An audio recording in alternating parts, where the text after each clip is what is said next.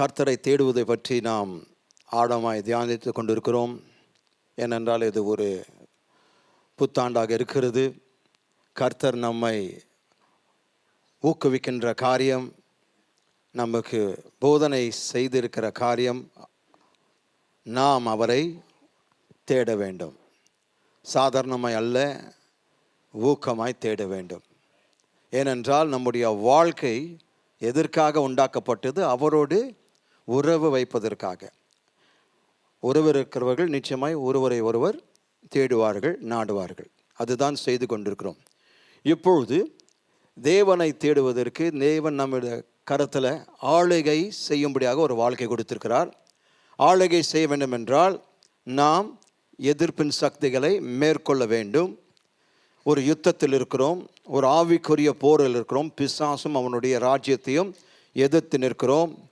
நாம் தேவனுடைய பிள்ளைகளாக இருக்கிறதுனால நாம் தேவனுடைய ராஜ்யத்தில் இருக்கிறோம். அது ஒளியின் ராஜ்யம். பிசாசானவன் இருளின் ராஜ்யத்தில் இருக்கிறான். எப்பொழுதுமே அவன் நம்மையும் நம்முடைய வாழ்க்கையும் தாக்கி கொண்டே இருப்பான்.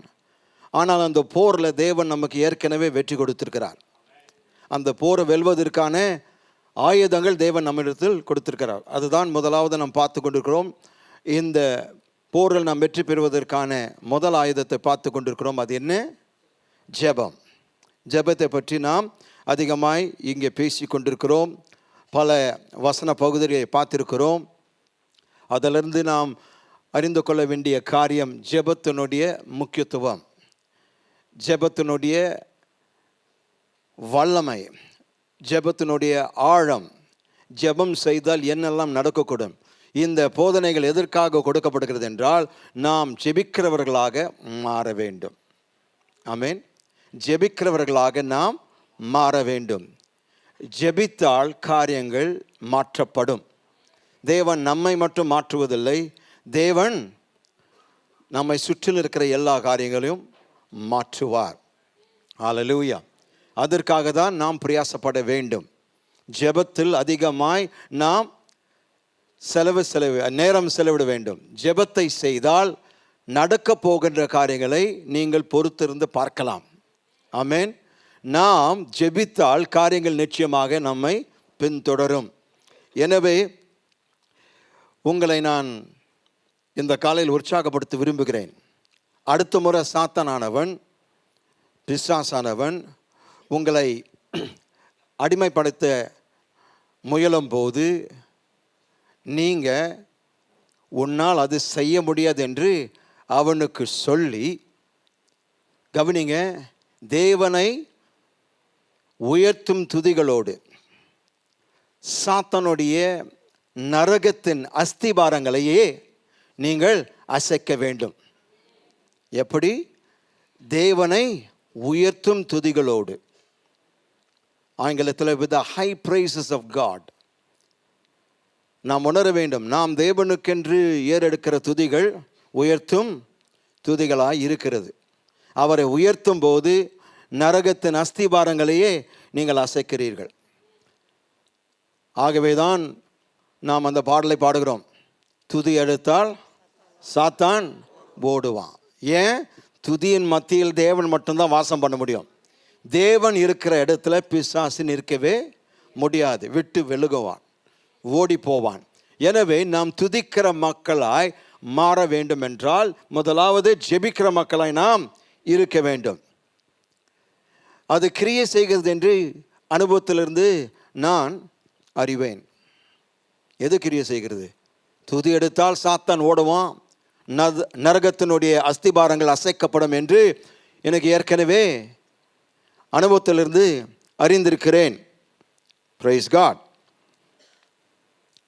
பிலிப்பு பட்டணத்தில் இருந்த விசுவாசிகளுக்கு அப்போஸ்தலர் பவுல் எழுதின வார்த்தைகள் நாம் எப்பொழுதுமே நினைவு கூற வேண்டும். கர்த்தருக்குள் சந்தோஷமாய் இருங்கள், சந்தோஷமாய் இருங்கள் என்று மறுபடியும் சொல்லுகிறேன். அந்த வார்த்தைகள் நாம் எப்பொழுதுமே நினைவு கூறுகிறவர்களாய் இருக்க வேண்டும்.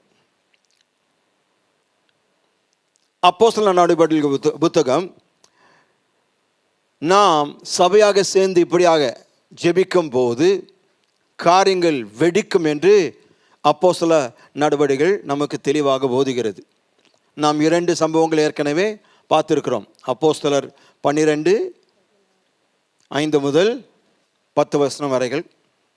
அதுக்கப்புறம் அப்போஸ்தலர் நடவடிக்கைகள் 16ஆம் அதிகாரம் 25 மற்றும் 26 வசனங்களை பார்த்தோம். அப்போது இந்த 2 வசன பகுதிகள் நமக்கு என்ன காண்பிக்கிறது?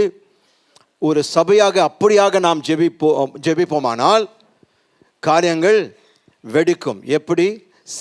சிறை கதவுகள் திறக்கப்படும், கட்டுகள் அல்லது சங்கிலிகள் விழுந்து போகும், ஆயிரக்கணக்கான மக்கள் விசுவாசத்திற்கு வருவார்கள், பட்டணங்கள் தலைகளாக மாற்றப்படும். நுட்பத்தினால் அல்ல, திறமையினால் அல்ல, அல்லது திட்டமிடுதலால் அல்ல, ஜெபத்தினால் ஆகும்.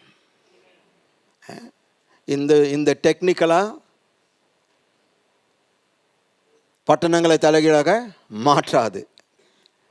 டெக்னிக்கல் ஃபெசிலிட்டி இருக்கிறது நல்லது தான், ஆனால் அதை நம்பி தான் நாம் சபை நடத்துறது இல்லை.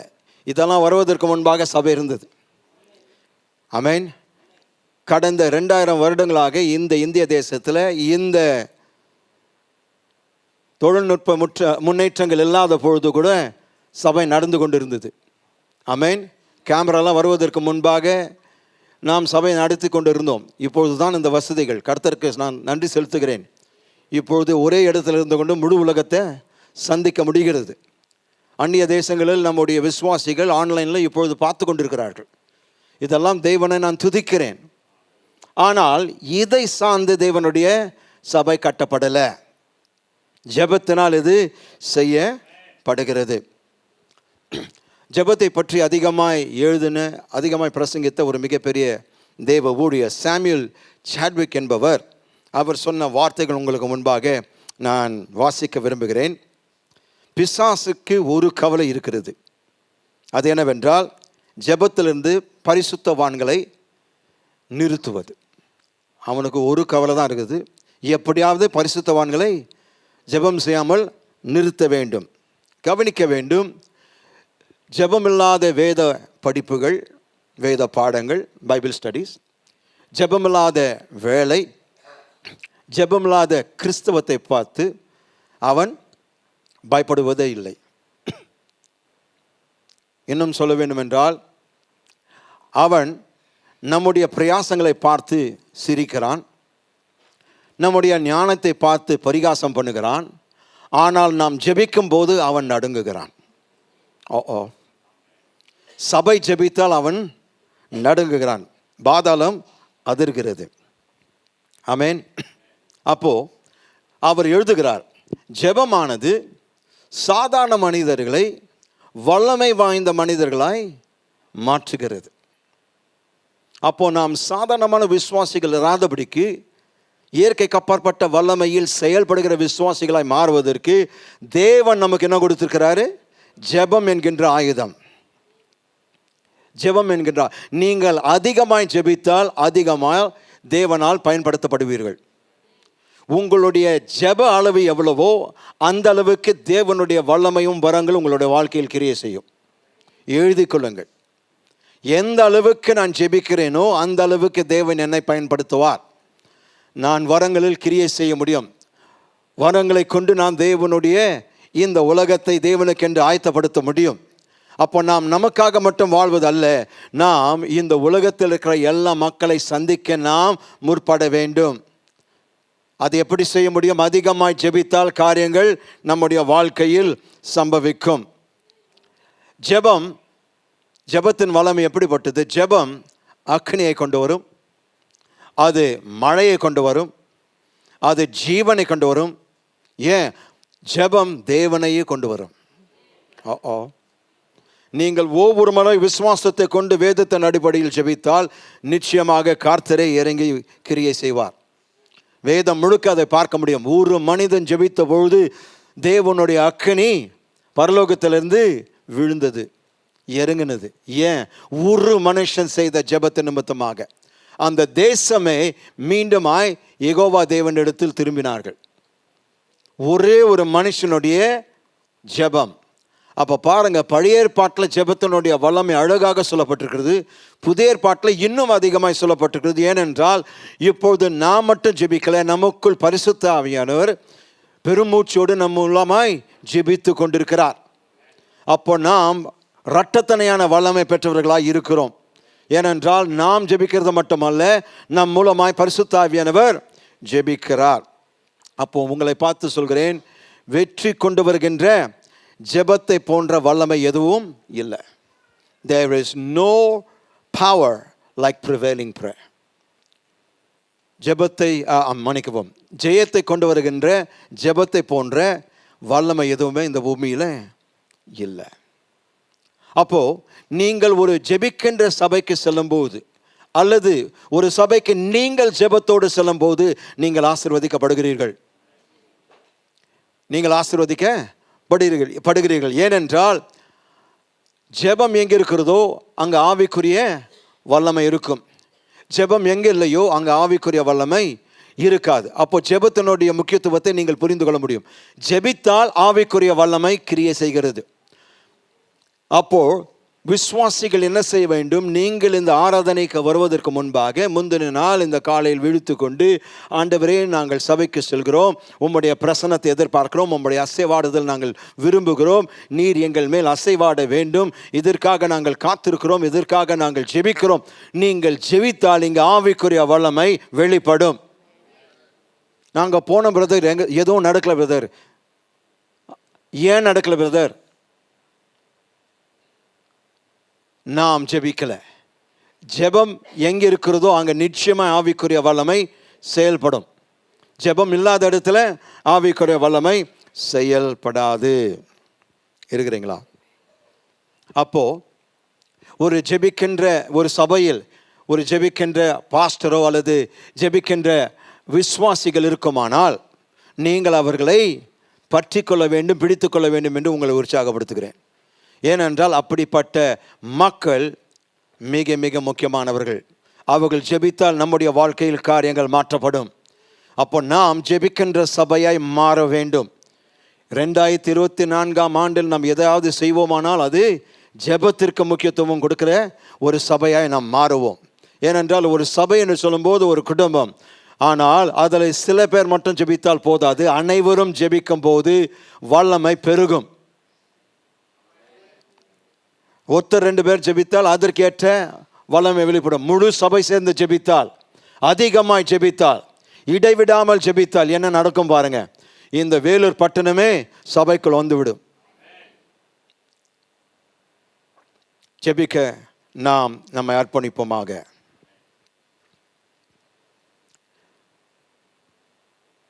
நம்முடைய ஜெபம் ஊக்கமுள்ளதாய் மாற வேண்டும். நமக்கு ஊக்கமுள்ள ஜெபம் தேவை. நாம் அதை அதிகமாய் செய்ய வேண்டும். ஊக்கமான ஜெபத்தை செய்யும் போது நிச்சயமாய் பலன் பெற முடியும். பரிசுத்த ஆவியானவரை நீங்கள் தொடும் வரை கவனிக்க வேண்டும். நீங்கள் ஊக்கமான விடாமுயற்சியான ஜெபத்தை செய்ய முடியாது. இருக்கிறீங்களா? பரிசுத்த ஆவியானவரை தொடும் வரை நீங்கள் ஊக்கமான வேண்டுதலை செய்ய முடியாது. உற்சாகமான விதத்தில் நீங்கள் ஜெபிக்க முடியாது. காரணம், பரிசுத்த ஆவியானவர் தான் ஜெபிக்க நமக்கு அபிஷேகம் பண்ணுகிறார். நாம் ஜெபிக்கும்படி அவர் தான் நம்மை அபிஷேகம் பண்ணுகிறார். அவர் நமக்கு உயிர்ப்பிக்கும் ஆவியை கொடுக்கிறார். அதன் மூலமாய் ஜெபிக்க நம்மிடத்தில் வார்த்தைகள் வருகின்றன.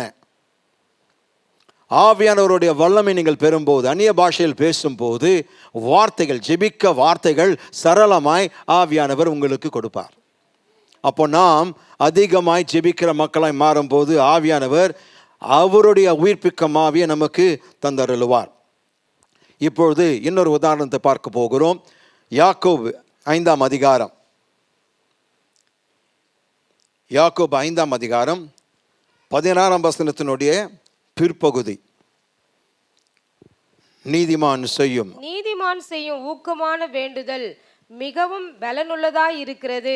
கவனிக்க வேண்டும். நீதிமான் செய்யும் ஊக்கமான வேண்டுதல். ஜெபம்னு சொல்ல சாதாரணமான வேண்டுதல் சொல்ல, அவ்வப்பொழுது செய்கிற வேண்டுதல் சொல்ல, நீதிமான் செய்கின்ற ஊக்கமான வேண்டுதல். இப்போ கவனிங்க, அந்த ஊக்கமாய் ஜெபித்தால் அதனுடைய பலன் என்ன? மிகவும் பலனுள்ளதாய் இருக்கிறது. மிகவும் பலனுள்ளதாய் இருக்கிறது. அப்போ நீங்கள் பலவான்களாய் மாறணும்னா ஜெபிக்கிறவர்களாக நாம் இருக்க வேண்டும். ஏற்கனவே தேவன் நம்மை நீதிமான்களாக மாற்றியிருக்கிறார். கிறிஸ்துவுக்குள் நாம் அனைவரும் தேவனுடைய நீதிமான்களாய் இருக்கிறோம். ஆனால் நாம் ஊக்கமாய் ஜெபிக்கும் போது என்ன நடக்கிறதுங்க? அந்த ஜெபமானது மிகவும் பலனுள்ளதாய் மாறுகிறது. அப்போ நான் மிகுந்த பலனுள்ளவனாய் இருக்க விரும்பினால் அதிகமாய் ஜெபிக்கிறவனாய் நான் இருக்க வேண்டும், ஊக்கமாய் ஜெபிக்கிறவனாய் இருக்க வேண்டும். கிரேக்க மொழியில் அருமையாய் சொல்லப்பட்டிருக்கிறது, வெரி வெரி ஸ்ட்ராங், மிக மிக பலனுள்ளதாய் இருக்கிறது. எது? ஜெபம் பலனுள்ளதாய் வல்லமையுள்ளதாய் இருக்கிறது. 17-18 வசனங்கள். எலியா என்பவன் நம்மை போல பாடுள்ள மனுஷனாய் இருந்தும் மழை பெய்யாதபடிக்கு கருத்தாய் ஜெபம் பண்ணினான்.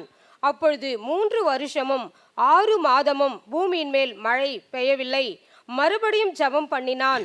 அப்பொழுது வானம் மழையை பொழிந்தது, பூமி தன் பலனை தந்தது. ஆவிக்குரிய பலவீனம், ஆவிக்குரிய சோர்வு, ஆவிக்குரிய களைப்பு, ஆவிக்குரிய மனசோர்வு, அது எப்படி குணமாக்கப்படுவது என்பதை பற்றி இந்த வசன பகுதி நமக்கு போதிக்கிறது. நான் வெறும் 16-18 வரைக்கும் தான் வாசித்தேன். ஆனால் இந்த பகுதியானது 13ஆம் வசனத்திலிருந்து 18ஆம் வசனம் வரைக்கும் இந்த முழு பகுதி ஜெபத்தை குறித்து அதிகமாய் வலியுறுத்துகிறது.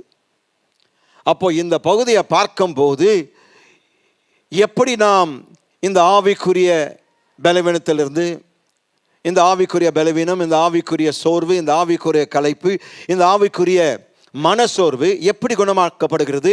ஆவிக்குரிய முறையினால். அந்த ஆவிக்குரிய முறை எது? ஜெபம். அதுதான் இங்கே தெளிவாக யாக்கோபு போதிக்கிறார். அப்போ நீங்கள் ஜெபிக்கும் போது உங்களுடைய வாழ்க்கையில் இருக்கிற ஆவிக்குரிய பலவீனம், ஆவிக்குரிய சோர்வு, ஆவிக்குரிய களைப்பு, ஆவிக்குரிய மனசோர்வு எல்லாம் அகற்றப்படுகிறது. Every spiritual weakness, every spiritual tiredness, every spiritual exhaustion, every spiritual depression is healed by the spiritual means called prayer. Oh, hallelujah.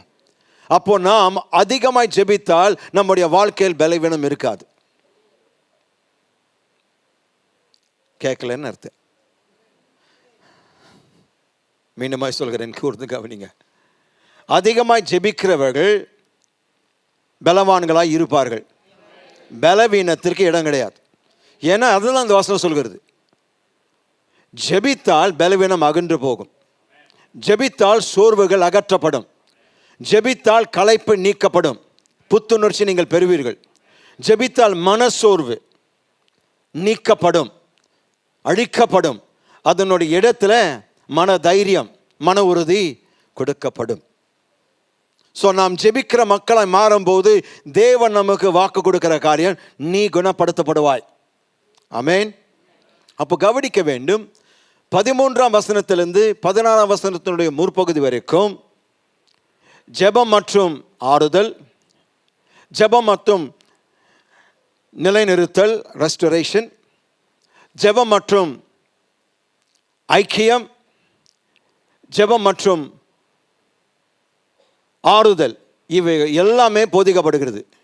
16ஆம் வசனத்தினுடைய பிற்பகுதியிலிருந்து 18ஆம் வசனம் வரைக்கும் ஜெபம் மற்றும் வல்லமை குறித்து போதிக்கப்படுகிறது. அப்போ அந்த முழு பகுதி பாருங்க, ஜெபத்தை பற்றி. ஜெபம் மற்றும் ஆறுதல், ஜெபம் மற்றும் ஐக்கியம், ஜெபம் மற்றும் நிலைநிறுத்தல், ஜெபம் மற்றும் வல்லமை. இந்த காரியங்கள் முழுமையாய் அங்கே பார்க்கிறோம். நாம் அந்த கடைசி பகுதி தான் அதிகமாய் கவனிக்க போகிறோம், ஜெபம் மற்றும் வல்லமை. நீங்கள் ஜெபித்தால் வல்லமை வெளிப்படும். உங்கள் வாழ்க்கையில் தேவ வல்லமை வெளிப்படும். ஏனென்றால் நம்முடைய வாழ்க்கையில் நம்மை எதிர்க்கும் சக்திகள் நாம் மேற்கொள்ள வேண்டும் என்றால், தீய சக்திகள் மேற்கொள்ள வேண்டும் என்றால், பிசாசின் தந்திரங்கள் முறியடிக்க வேண்டும் என்றால் தேவ வல்லமை நமக்கு அவசியம். நம்முடைய பலத்தை கொண்டு, நம்முடைய வல்லமை கொண்டு நாம் பிசாசானவனை ஒரு காலமும் ஜெயிக்க முடியாது. ஆனால் தேவனுடைய வல்லமை பெறும்போது அவனை எளிதில் ஜெயிக்கலாம். Oh, come on, talk to me somebody. ஆவிக்குரிய வாழ்க்கையில் நாம் எந்த அளவுக்கு ஜெபிக்கிறோமோ அந்த அளவுக்கு நம்முடைய வாழ்க்கையில் தேவ வல்லமை நாம் பெற முடியும். எத்தனை பேர் அதை விசுவாசிக்கிறீங்க? அப்படியானால் நாம் புரிந்து கொள்ள வேண்டியது, ஜெபத்தினுடைய முக்கியத்துவத்தை மிகைப்படுத்த எந்த வழியும் இல்லை. அவ்வளோ முக்கியமானது. அதை மிகைப்படுத்தி சொல்லிட்டாங்க பிரதர், ஓவராக பேசிட்டாங்க, ஜெபத்தை பற்றி ஓவராக பேசவே முடியாது. ஏனென்றால் நம்ம எவ்வளோ ஓவராக பேசினாலும் அது ஈடாகாது. ஜெபத்தினுடைய மகிமை, ஜெபத்தினுடைய மேன்மை, ஜெபத்தினுடைய மகத்துவம், ஜெபத்தினுடைய ஆளும் தன்மை எல்லாமே அதை காட்டிலும் நாம் எவ்வளோ வலியுறுத்தாலும் அதை பார்க்கிலும் அதிகமானது. நாம் அதை எவ்வளோதான் அதை முக்கியப்படுத்தி பேசினாலும் போதாதுங்க. ஆகதலால் தான் எவ்வளோ நான் போதித்தாலும் அது போதாது. ஏனென்றால் வேதம் முழுக்க ஜெபம் நிறைந்திருக்கிறது. ஜெபிக்கிற மனிதர்கள் தேவனை தேடுகிறவர்களாய் இருக்கிறார்கள். Praise God. ஜெபம் என்று சொல்லும்போது வெறும் குறிப்புகளை சொல்லி பதில்களை பெறுவது மட்டுமல்ல. ஜெபம் என்று சொல்லும்போது நான் தேவனோடு சம்பாஷிக்கிறேன், தேவனோடு பேசுகிறேன், தேவனோடு ஐக்கியம் கொள்கிறேன். ஜெபம் என்பது உங்களுக்கும் தேவனுக்கும் நடுவில் இருக்கிற ஐக்கியத்தின் கருவியாய் இருக்கிறது. Prayer is the means of communication between you and God. So I cannot overemphasize or overstate the importance of prayer. ஜெபத்தினுடைய முக்கியத்துவத்தை நான் மிகப்படுத்தி பேசவே முடியாது. ஆண்ட்ரூ மரே என்கின்ற தேவ ஊழியர் அருமையாக சொல்லியிருக்கிறார். அவர் சொன்ன வார்த்தைகள் உங்களுக்கு நான் சொல்கிறேன். தேவனுடைய இயற்கைக்கு அப்பாற்பட்ட பலத்திற்காக நம்முடைய இயற்கையான பலத்தை மாற்றுவது ஜெபத்தில் உள்ளது என்று அவர் சொல்லியிருக்கிறார். பாருங்க, நீங்கள் ஜெபத்தில் செல்லும் போது உங்களுடைய இயற்கையான பலன் தேவனுடைய இயற்கைக்கு அப்பாற்பட்ட பலனாய் மாறுகிறது. அப்போ பாருங்க, நீங்க ஜெபித்தால் இனி உங்களுடைய பலத்தில் நீங்க செயல்படலை. எந்த நிமிஷத்தில் அப்பா பிதாவை இயேசுவின் நாமத்தில் மண்டே வருகிறேனோ அந்த நிமிஷத்தில் உங்களுடைய பலத்திலிருந்து அவருடைய பலத்திற்குள் பிரவேசிக்கிறீர்கள். Oh, talk to me somebody. உங்களுடைய பலத்திற்குள் நீங்கள் பிரவேசிக்கும் போது நம்மை சுற்றிலும் இருக்கிற காரியங்கள் இயற்கைக்கு அப்பாற்பட்ட வல்லமை கொண்டு நாம் மேற்கொள்கிறோம். அதை கண்டுதான் மலைகள் பெயர்ந்து போகிறது, உங்களை கண்டு அல்ல. நீங்கள் ஜெபத்தில் தேவனுடைய வார்த்தைகளை பேசும்போது மலைகள் பெயர்ந்து போகிறது. மலைகள் என்று சொல்லும்போது உங்களை எதிர்த்து நிற்கிற தடைகள் விலகி போகின்றன. உங்களை எதிர்க்கும் தீய சக்திகள் விலகி போகின்றன. சிவந்த சமுத்திரம் பிளந்து போகிறது. ராட்சதர்கள் வீழ்த்தப்படுகிறார்கள். நீங்கள் முற்றிலுமாய் ஜெயம் கொள்கிறவர்களாய் மாறுகிறீர்கள். ஏன்? ஜெபிக்கிறோம். ஜெபித்தால் இந்த காரியங்கள் நிச்சயமாய் உங்களுடைய வாழ்க்கையில் சம்பவிக்கும். யாரெல்லாம் அதிகமாய் ஜெபித்தார்களோ அவர்களுடைய வாழ்க்கையில் இது நடந்தது. பிரியமானவர்களே, அதை தான் நான் கவனிக்க வேண்டும், அதை தான் நாம் தேட வேண்டும். ஜெபிக்கிற மக்களுக்காக தேவன் இன்றைக்கு தேடிக்கொண்டிருக்கிறார். என்னுடைய இயற்கையான பலன் போதாது, என் சூழ்நிலைகளை சமாளிக்க எனக்கு இயற்கையான பலன் போதாது. அவருடைய தேவனுடைய இயற்கைக்கு அப்பாற்பட்ட பலன் எனக்கு வேண்டும். அவருடைய வல்லமை எனக்கு வேண்டும். அந்த பலத்தை வைத்துக் கொண்டு நான் குதிரைகளை தாண்டி ஓடுவேன். Oh, talk to me somebody. Oh, Jesus. எழுதிக் கொள்ளுங்கள். ஜெபத்தில் சார்ந்திருக்கும் போது, நாம் ஜெபத்தில் சார்ந்திருக்கும் போது அல்லது ஜெபத்தை சார்ந்திருக்கும் போது, எழுதிக் கொள்ளுங்கள், நான் ஜெபத்தை சார்ந்திருக்கும் போது தேவனால் என்ன செய்ய முடியுமோ அதை நான் பெறுகிறேன். நான் ஜெபத்தை சார்ந்திருக்கும் போது தேவனால் என்ன செய்ய முடியுமோ அதை நான் பெறுகிறேன். When I depend upon prayer, when you depend upon prayer, you get what God can do. Oh my. தேவன் என்ன செய்ய முடியுமோ அதை நீங்கள் பெறுகிறீர்கள். தேவன் என்ன செய்ய முடியும்? சகலமும் செய்ய முடியும். அப்போ நான் ஜெபிக்கும் போது எனக்கு வேண்டிய அனைத்தும் நான் பெறுகிறேன். தேவன் அதை எனக்கு செய்து முடிப்பார்.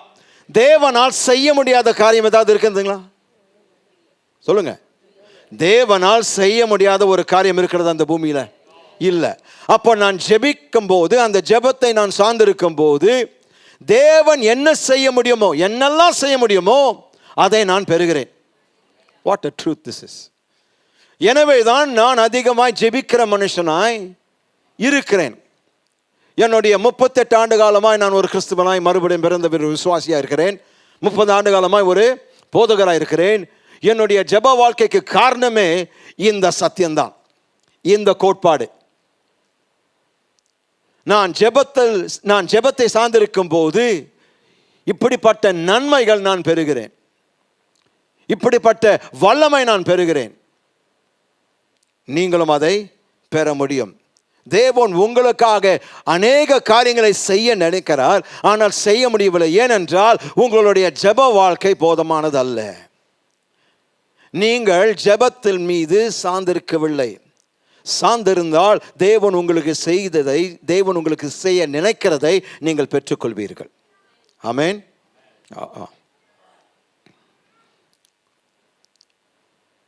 கவனிங்க, இந்த உலகத்துக்கு தேவையானது, இந்த உலகத்திற்கு தேவையானது கல்வி அல்லது நிர்வாக அமைப்பு என்ன செய்ய முடியும் என்பது அல்ல. தேவன் என்ன செய்ய முடியும் அதில் தான் சார்ந்திருக்கிறது. அப்போ இந்த உலகத்திற்கு தேவையானது நிர்வாக அமைப்பல்ல, அவர்கள் செய்யக்கூடிய காரியம் அல்ல, கல்வி நமக்கு கொடுக்கக்கூடிய செய்யக்கூடிய காரியம் அல்ல. ஏனென்றால் அதெல்லாம் இருந்தும் இந்த பூமி இவ்வளோ சேர்க்கையாய் இருக்கிறது, அழிந்து போய் கொண்டிருக்கிறது. இந்த பூமிக்கு மிக அத்தியாவசியமான தேவை தேவன் என்ன செய்ய முடியும் என்பதே. ஆமென். ஒரு தேவ ஊழியர் விமானத்தில் பறந்து கொண்டிருந்த நேரத்தில் அந்த ஏர் ஹோஸ்டஸ் அவர் பக்கமாக வந்தபொழுது அவருடைய 5 வயது மகன் அவருக்கு பக்கத்தில் இருந்தார். அந்த ஏர் ஹோஸ்டஸை பார்த்து சொன்னார், ஒரு கேள்வி கேட்குறேன், என் மகன் இடத்துல, என் மகன் 5 வயசு, உனக்கு ஒரே நிமிஷத்தில் என் மகனுக்கு புத்திமதி சொல்லுன்னு சொன்னால் நீ என்ன புத்திமதி கொடுப்ப? அந்த அம்மா சொன்னாங்க, ஒரே நிமிஷத்தில் எப்படிங்க சொல்ல முடியும்?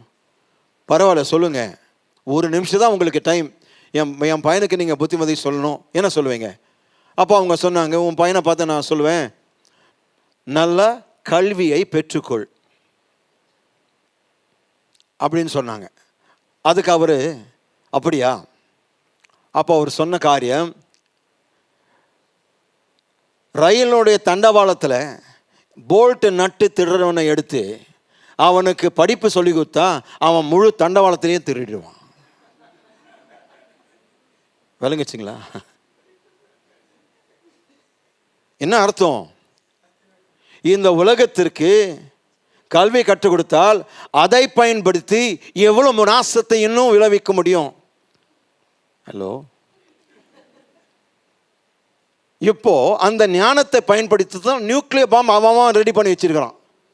ஒரு வேளை அவன் நாட்டு அழிக்கப்பட போகிறதுன்னு தெரிஞ்சிச்சுன்னா நான் மட்டும் போக மாட்டேன், நான் உன்னையும் அழிச்சிட்டு தான் போவேன். ஏன்னா எனக்கு தெரிஞ்சிச்சு சாவம் பண்ணி எங்கள் நாட்டுக்கு அடிச்சிச்சு.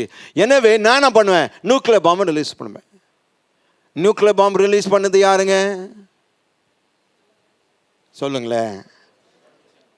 அதிகமான பட்டம் படித்த சயின்டிஸ்டுங்க, அவங்க தான் இதெல்லாம் உண்டாக்குறாங்க. அப்போ பாருங்க, எவ்வளோக்கு அதிகமாக படிக்கிறாங்களோ அவ்வளோக்கு அதிகமாக அதை எப்படி அவங்களுக்கு சாதகமாக பயன்படுத்தி எப்படி மற்றவர்கள் அழிக்க முடியும் தான் உருவாக்கி கொண்டிருக்கிறாங்க. இன்றைக்கு முழு உலகமே எப்போது யார் என்ன நியூக்ளியர் பாம்பு போட்டாலும் என்ன ஆகக்கூடியும் என்று தான் யோசிக்கிறாங்க. இது யார் செய்கிறாங்க? படிக்காதவங்க அல்ல, அவங்களுக்கு செய்ய தெரியாது. அவங்க அந்த குண்டோட வெடிச்சு போயிடுவாங்க. இதை செய்கிறவங்கெல்லாம் மேதைகள். அப்போது அந்த ஊழியர் சொன்ன வார்த்தை கரெக்டாங்க. இந்த உலகத்திற்கு தேவையானது கல்வி அல்ல, நிர்வாக அமைப்பு செய்யக்கூடியது அல்ல. தேவன் என்ன செய்ய முடியுமோ, இந்த உலகம் ரட்சிக்கப்பட வேண்டுமென்றால் இயேசுவானவர் கல்வாரி சிலுவையில் செய்ததை நீங்களும் நானும் அவர்களிடத்தில் சொல்லாவிட்டால் அவர்கள் ரட்சிக்கப்பட முடியாது. இந்த உலகத்தினுடைய தேவை சந்திக்கப்பட முடியாது. நாம் இந்த உலகத்திற்கு தேவன் இயேசு கிறிஸ்துவின் மூலமாய் என்ன செய்திருக்கிறார் என்று சொல்வது ஒவ்வொரு கிறிஸ்தவனுடைய கடமைங்க. ஒவ்வொரு விசுவாசினுடைய கடமை அதுதான். எனவே பிரயாசப்படுவோம். அதிகமாய் இந்த உலகத்துக்கு சொல்லுங்க, இயேசுவானவர் அவர்களுக்கு என்ன செய்திருக்கிறார். ஆமென். தேவன் என்ன செய்ய முடியும் என்பதை நம்முடைய வீடுகளுக்கு, இல்லங்களுக்கு தேவை. Our homes need what God can do. தேவன் என்ன செய்ய முடியும் என்பது நம்முடைய வீடுகளுக்கு தேவை. தேவன் என்ன செய்ய முடியும் என்பது நம்முடைய சபைகளுக்கு தேவை. ஒரு சபை வளரணும்னா தேவன் கிரியை செய்ய வேண்டும். ஊழியக்காரர் போதித்தால் போதாதுங்க. ஊழியக்காரர் போதனை மூலமாக ஆவியானவர் போதிக்கணும். ஏன்? நீங்கள் அனைவரும் விட்டானே நீங்கள் போதிப்பீங்க. உங்கள் அனைவருக்கும் போதிக்க ஆற்றல் உண்டு. ஆனால் ஆவியானவர் போதிக்கும் போது அந்த இடத்துல நாம் கூடி வருகிறோம், அதிகமாய் கொடுக்கிறோம். ஏனென்றால் அங்கே ஆவியானவர் அசைவாடுகிறார், போதிக்கிறார், சுகமளிக்கிறார், திருத்துகிறார், பலப்படுத்துகிறார், உயர்த்துகிறார், உற்சாகப்படுத்துகிறார், ஆறுதல் படுத்துகிறார். தேவையோடு அங்கே போனால் என் தேவை சந்திக்கப்பட்டு நான் மறுரூபமாக்கப்பட்டு நான் திரும்புகிறேன். ஜெபத்தின் மேன்மை இதுதாங்க. எந்த அளவுக்கு நாம் ஜெபிக்கிறோமோ ஆவியானவருக்கு கிரியை செய்வதற்கு, தேவன் செயல்படுவதற்கு இடம் வகுத்து கொடுக்கிறோம். ஆமென். அப்போ கவனிங்க, ஊக்கமுள்ள, விடாமுயற்சியுள்ள, நம்பிக்கையுள்ள ஜெபம். கவனிங்க, ஊக்கமுள்ள, விடாமுயற்சியுள்ள, நம்பிக்கையுள்ள ஜெபம் என்ன செய்கிறது? பதிலை கொடுக்கிறது. பதிலை கொடுக்கும் எந்த ஒரு தேவை நம்முடைய வாழ்க்கையில் இல்லாமல் இருக்கும். அதாவது என்ன சொல்ல வரேன், உங்களுடைய வாழ்க்கையில் எந்த தேவை வந்தாலும் அந்த தேவைக்கு பதில் அளிக்கக்கூடிய ஊக்கமுள்ள, விடாமுயற்சியுள்ள, நம்பிக்கையுள்ள ஜெபம் இருக்கிறது. அப்போ நீங்கள் தேவையில்லாமல் வாழலாம். தேவையே என் வாழ்க்கையில் இல்லாத அளவுக்கு தேவன் கிரியை செய்ய முடியுமா முடியாதுங்களா?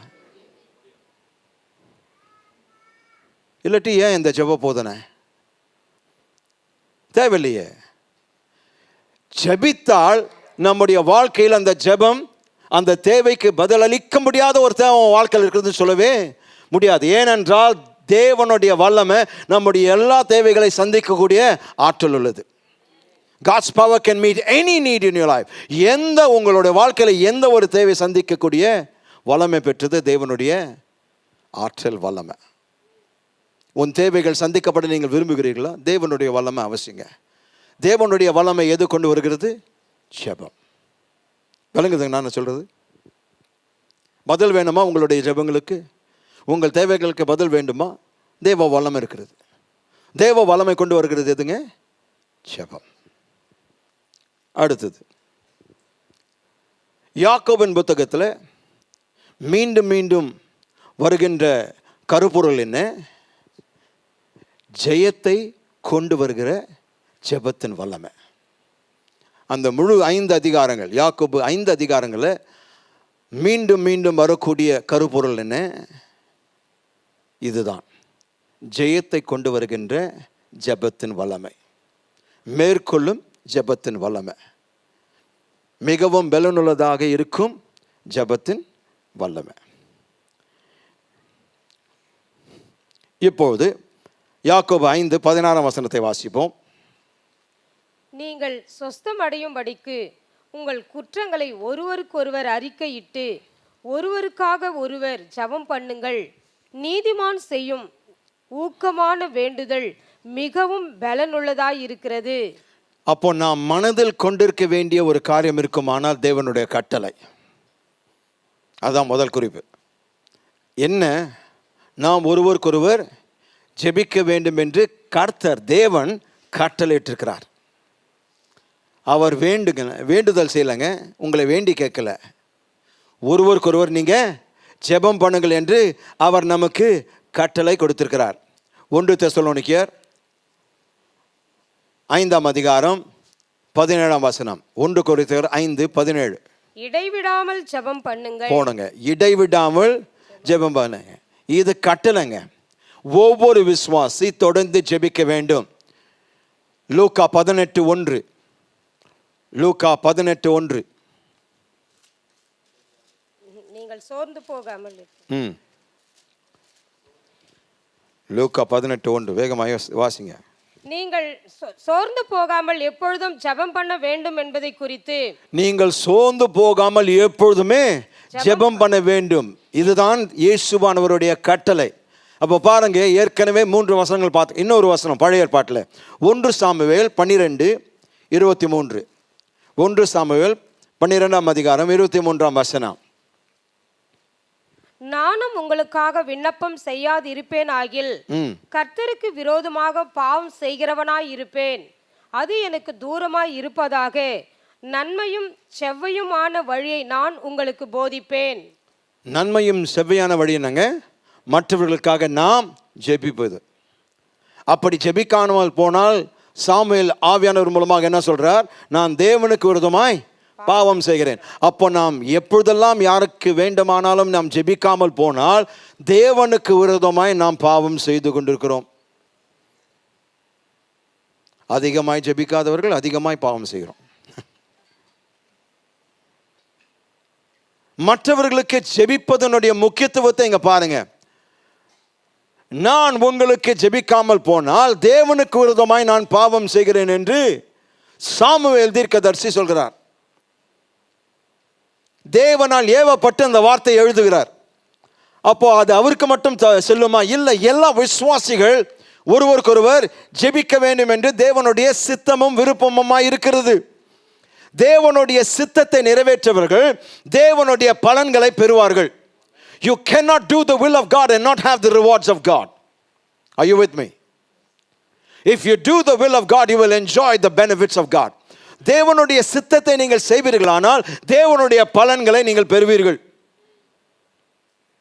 தேவனுடைய சித்தத்தை நிறைவேற்றுவீர்களானால் தேவனுடைய அற்புதங்களை பெறுவீர்கள். அப்போ தேவனுடைய சித்தம் என்ன? நாம் ஒருவருக்கொருவர் ஜெபிக்க வேண்டும். ஜெபித்தால் என்ன நடக்கும்? அங்கே யாக்கோபு 5:16 அவர்கள் சுகமாக்கப்படுவார்கள். சொஸ்தமாகும்படிக்கு. அந்த சொஸ்தமாகும்படி சுகம் அல்ல, ரெஸ்டரேஷன். மீண்டுமாய் பழைய நிலைக்கு திரும்ப கொண்டு வரப்படுவது.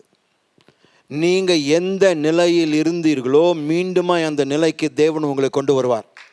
Come on, you're missing out what I'm saying. ஜெபத்தின் மேன்மை இதுதாங்க. நாம் அதிகமாய் ஜெபிக்கிறவர்களாக காணப்படுவோமானால் மற்றவர்களுக்கு ஜெபிக்கும் போது அவர்கள் இழந்த எல்லாவற்றையும் அவர்கள் திரும்ப பெறுவார்கள். அதுதான் வேதம் சொல்கிறது. அப்படியானால் இந்த கோட்பாடை எழுதி கொள்ளுங்கள். ஜெபம் ஜெபம் ஜெபம் என்பது மிகப்பெரிய கிறிஸ்தவ ஸ்லாக்கியமாய் இருக்கிறது, பாக்கியமாக இருக்கிறது. ஜெபம் மிகப்பெரிய கிறிஸ்தவ ஸ்லாக்கியம் அல்லது பாக்கியமாக இருக்கிறது. Prayer is the greatest Christian privilege. Goodness me. Prayer is the greatest Christian privilege. ஜெபம் மிகப்பெரிய கிறிஸ்தவ ஸ்லாக்கியம் அல்லது பாக்கியமாய் இருக்கிறது. ஏன் அதை சொல்கிறீர்கள் பாஸ்டர்? ஏனென்றால் சர்வ வல்லமையுள்ள தேவன் அவரோடு பேசும்படிக்கு நம்மை அழைத்திருக்கிறார். பல கோடி தேவ தூதர்கள் இருந்தும், சேராபீன்கள் கேருபீன்கள் எல்லாம் இருந்தும் அவரோடு பேசுவதற்கு நமக்கு அழைப்பு கொடுத்திருக்கிறாருங்க. You see, it doesn't register now because we are doing this for years together. அநேக ஆண்டுகள் இது செய்தனால அந்த பரவசம் வரல பாருங்க. அது இன்னும் நமக்கு உதிக்கல. அவரோடு பேசும்படி நம்மை அழைத்திருக்கிறாருங்க. சரி, இப்படி பேசுவோம். நம்முடைய முதலமைச்சர் உங்களை கூப்பிட்டு, உனக்கு ஒரு அப்பாயின்மெண்ட் கொடுக்குறப்பா, நாளைக்கு 9 மணி ஆஃபீஸுக்கு வான்னு சொன்னால் என்ன செய்வீங்க? இப்படியா இருந்திருப்பீங்க?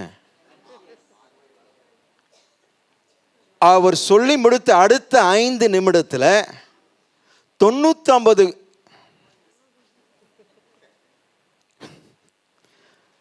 100 காலுக்கு மேலே 5 நிமிஷத்தில் என்ன சொல்லியிருப்போம்? நான் நாளைக்கு முதலமைச்சரை சந்திக்க போகிறேன். ஏன்? அவ்வளோ பெரிய ஒரு மனிதன், நம்முடைய மாநிலத்தின் தலைவர். அவரை அழைத்து, உன்னோடு நான் பேச விரும்புகிறேன், நீ என்னோட வந்து பேசலாம், என் ஆஃபீஸுக்கு வான்னு சொன்னால் நம்ம ஊர் ஃபுல்லாக தமட்டம் அடிப்போம். எங்க நான் நாளைக்கு போகிறேன் என்னை ஜெபத்தில் தாங்குங்க, இதெல்லாம் ஜெபத்தில் தாங்க சொல்லுவோம். ஏன்னா அது ஒரு மிகப்பெரிய செல்வாக்கு. அல்லது தேசத்தின் தலைவரை சந்திக்க அவர் அழைத்திருந்தால் எப்படி இருந்திருக்கும்? அவ்வளோதான், உங்களை கையிலே பிடிக்க முடியாது. ஆனால் நான் சொல்கிறேன், சர்வ வல்லமையுள்ள தேவன் அவரோடு பேசும்படிக்கு உனக்கு அழைப்பு கொடுத்திருக்கிறார். அப்படியே உட்கார்ந்து இருக்கிறீங்களே. Oh God, you not. How is it possible? அவர் அழைக்கிறாருங்க, நீங்க போய் ஜெபம் பண்ணல. அவர் அழைப்பு கொடுத்ததுனால தான் ஜெபிக்கிறீங்க.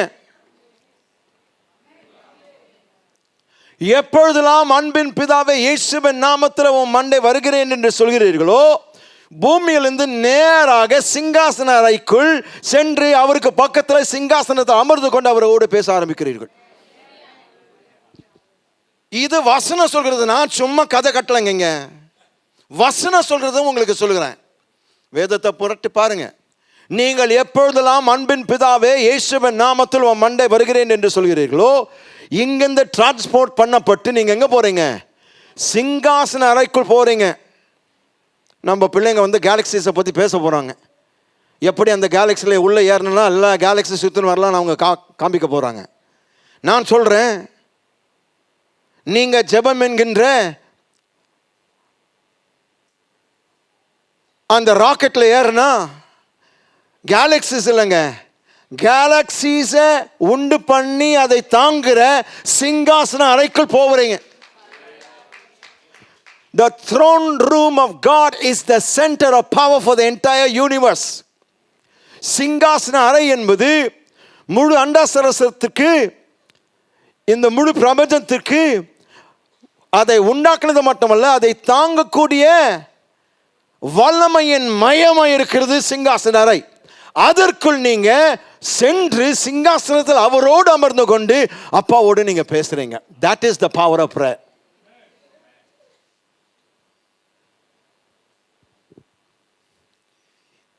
இருக்கிறீங்களா? ஒவ்வொரு முறை நீங்கள் ஜெபிக்கும் போது இதுதான் நடக்கிறது. பூமியிலிருந்து நீங்க நேரடியாக சிங்காசன அறைக்குள் புகுந்து அவரோடு பேச ஆரம்பிக்கிறீங்க. உங்க தேவையை பற்றியோ இல்லை மற்றவர்களுக்காகவோ இந்த தேசத்திற்காகவோ என்னெல்லாம் நீங்க ஜெபிக்கிறீர்களோ அவரோடு நீங்க பேசுறீங்க. முகமுகமாய் அவரை சந்தித்து அவரோடு பேசுறீங்க. Is there a greater moment in time of your day than that moment you have with the living Almighty God? ஜீவனுள்ள சர்வ வல்லமையுள்ள தேவனோடு நீங்கள் பேசுவதை தவிர அந்த நாளில் மகத்துவமான ஒரு தருணம் இருக்க முடியுமா? அதை விட ஒரு மகத்துவமான காரியம் இருக்க முடியுமா? நேரம் இருக்க முடியுமா? நொடி இருக்க முடியுமா? அப்போ அந்த பரவசம் ஏன் வருகிறது இல்லை? ஏன்னா அதனுடைய முழுமை நாம் இன்னும் அனுபவிக்கலை. இந்த வசனம் அதுதான் போதிக்கிறது. ஏன் கர்த்தர் நம்மை ஜெபிக்க சொல்கிறார், கட்டளிடுகிறார்? காரணம், ஜெபம் என்பது கிறிஸ்துவனுடைய மிகப்பெரிய ஸ்லாக்கியமாய் இருக்கிறது. அந்த ஸ்லாக்கியம் ஏன்? அந்த மிகப்பெரிய ஸ்லாக்கியம் என்ன? சர்வ வல்லமையுள்ள பிதாவானவர் அவரோடு பேசும்படிக்கு நமக்கு அழைப்பு கொடுத்திருக்கிறார். தூதர்களுக்கு அழைப்பு கொடுக்காம அவங்க போயிட்டு அவங்களுடைய பணிவிடைகள் செய்துட்டே இருக்கிறாங்க. நீர் பரிசுத்தர் பரிசுத்தர் பரிசுத்தர் பரிசுத்தர் பரிசுத்தர் பரிசுத்தர் பரிசுத்தர் பரிசுத்தர் என்று இடைவிடாமல் சிங்காசன அறைக்கு முன் சேராபீன்கள் துதித்து கொண்டிருக்கிறார்கள். ஆனால் அவர் அழைப்பு கொடுக்கல. ஆனால் அவர்கள் தங்களுடைய பொறுப்பை உணர்ந்து, கடமையை உணர்ந்து, அதை தொடர்ச்சியாய் நித்தியமாய் செய்து கொண்டிருக்கிறார்கள்.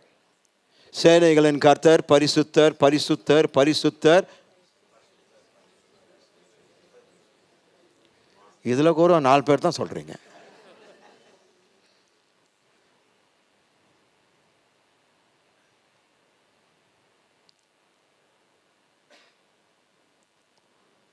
அவர்கள் அதை செய்வதற்கு அழைக்கப்படலை. ஆனால் பிள்ளைகளுக்கு அழைப்பு கொடுத்திருக்கிறார். There's nothing greater than that, church. I don't know what you feel, I don't know what you know, but that is the truth. இதை பற்றி நீங்கள் என்ன யோசிக்கிறீங்க எனக்கு தெரியாது, ஆனால் இதுதான் சத்தியம். அவர் நமக்கு, பிள்ளைகளாகிய நமக்கு அந்த அழைப்பு கொடுத்தார். வா மகனே என்றார், என்னோடு வந்து பேசு, என்னிடத்தில் வந்து முறையீடு.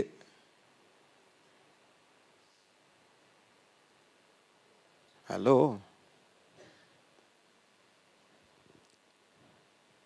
எழுதுங்க. அடுத்த கோட்பாடு ஜெபம்.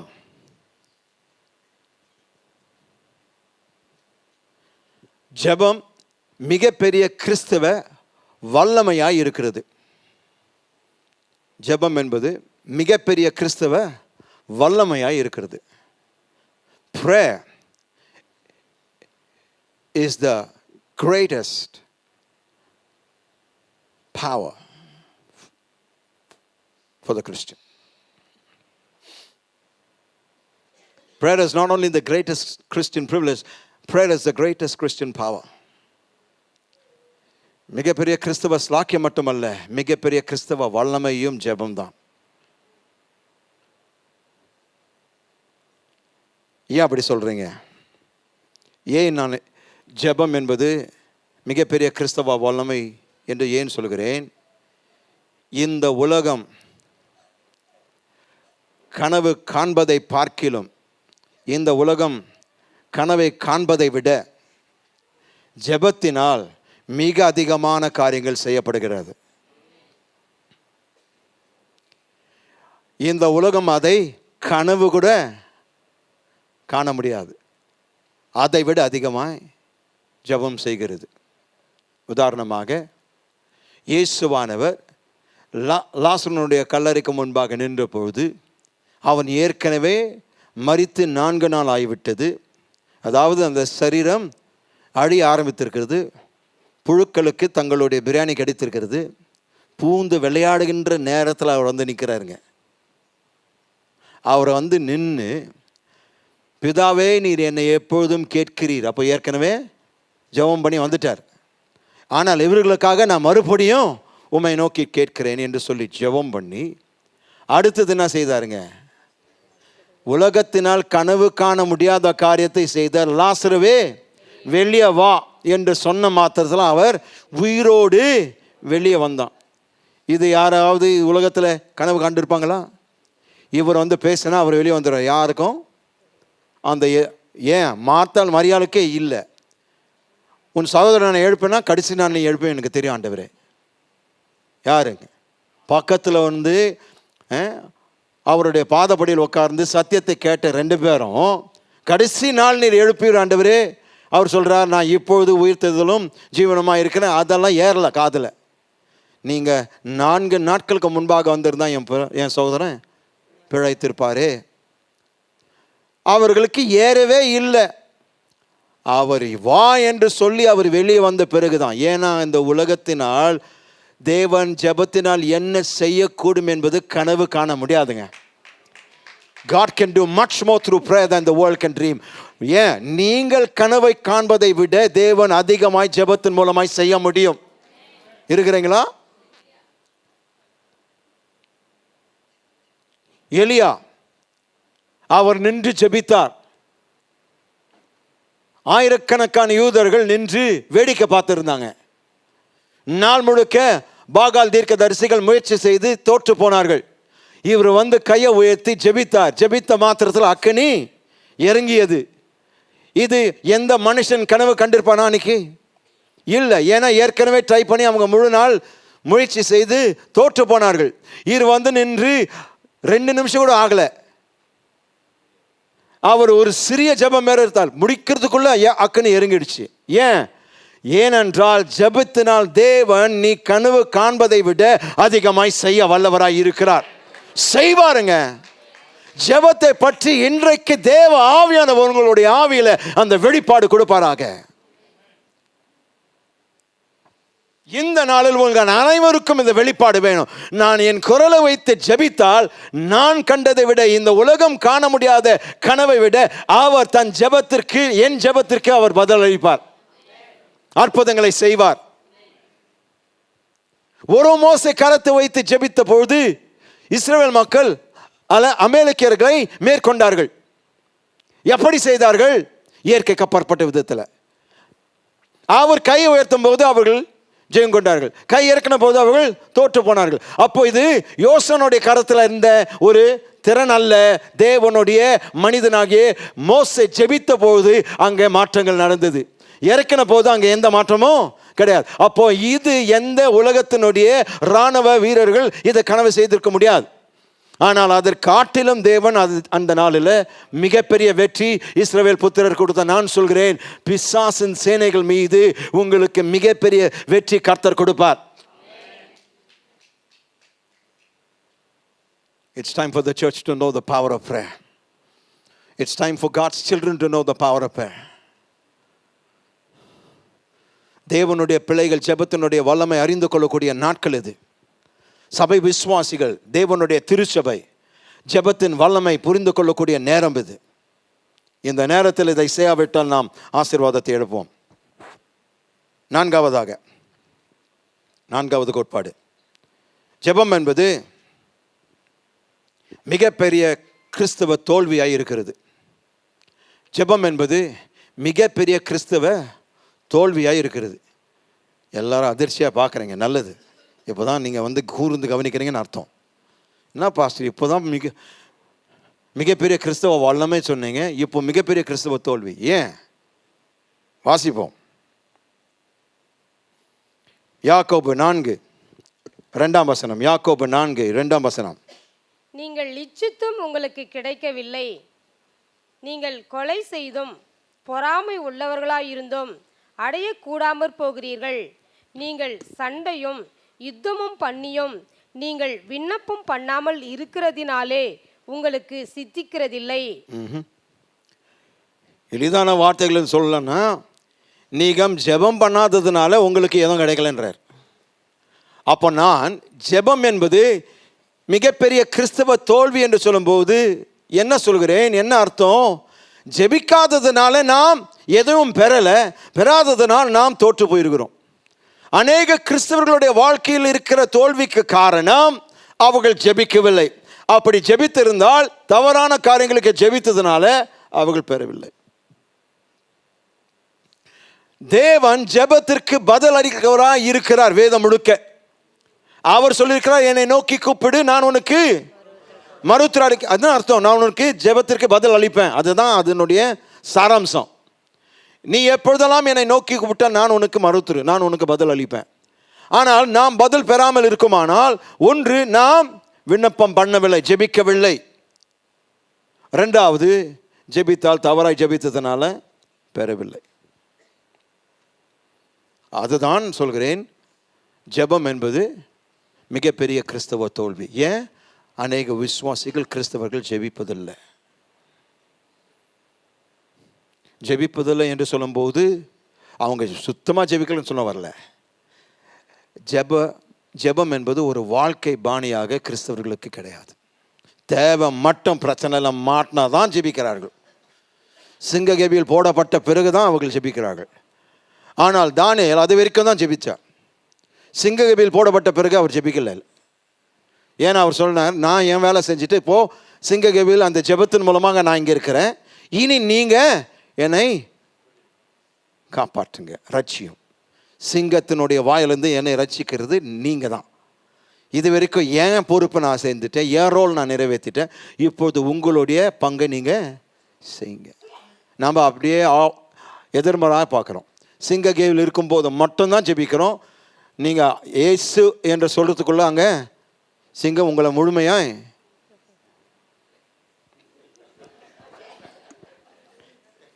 சரி, நீங்கள் புரிஞ்சுக்கிட்டீங்க, போதும். ஐந்தாவது விதிமுறை.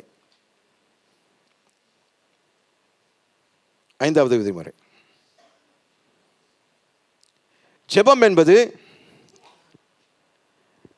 கிறிஸ்தவ சேவைக்கு மட்டும் ஆயத்தப்படுவதில்லை. ஜெபம் என்பது கிறிஸ்தவ சேவைக்கு மட்டும் ஆயத்தப்படுவதில்லை. ஜெபம் என்பது கிறிஸ்தவ சேவையாய் இருக்கிறது.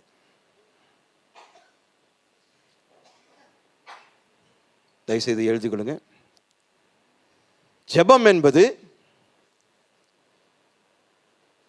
கிறிஸ்தவ சேவைக்காக மட்டும் ஆயத்தப்படுவதில்லை. ஜெபம் என்பது கிறிஸ்தவ சேவையே.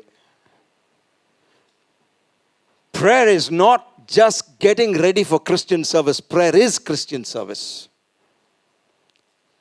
நம்ம என்ன நினைக்கிறோம், ஜெபிக்கும் போது தான் ஆண்டவருக்கு சேவை சொல்றை. அவர் சொல்றார், ஜெபமே எனக்கு நீ செய்கிற சேவை தான். அப்போ நீங்கள் எப்பொழுதெல்லாம் ஜெபிக்கிறீர்களோ கர்த்தருக்கு நீங்கள் சேவை செய்கிறீர்கள்.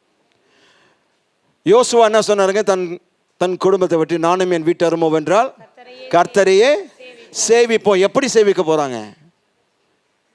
ஜெபம் செய்யும் போது அவர்கள் குடும்பமாக எப்பொழுதெல்லாம் ஜெபம் செய்தார்களோ அவர்கள் கர்த்தருக்கென்று சேவை செய்தார்கள். ஜெபமே கர்த்தருக்கு செய்கிற சேவை. இருக்கிறீங்களா? அப்போ நீங்கள் எப்பொழுதெல்லாம் ஜெபிக்கிறீர்களோ நீங்கள் கர்த்தருக்கு சேவை செய்கிறீர்கள், பிதாவானவருக்கு சேவை செய்கிறீர்கள். ஆயத்தங்களா? மிக முக்கியமான இது கோட்பாடு இல்லை, அந்த கோட்பாடில் சொல்லக்கூடிய விளக்கம். ஆயத்தங்களா? முதலாவது இங்கிலீஷில் சொல்லிடுறேன். We can do more than pray after we pray, but we can no longer do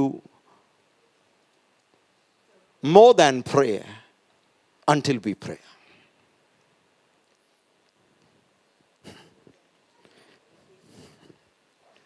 பயப்படாதீங்க, விளக்கம் கொடுத்துட்றேன்.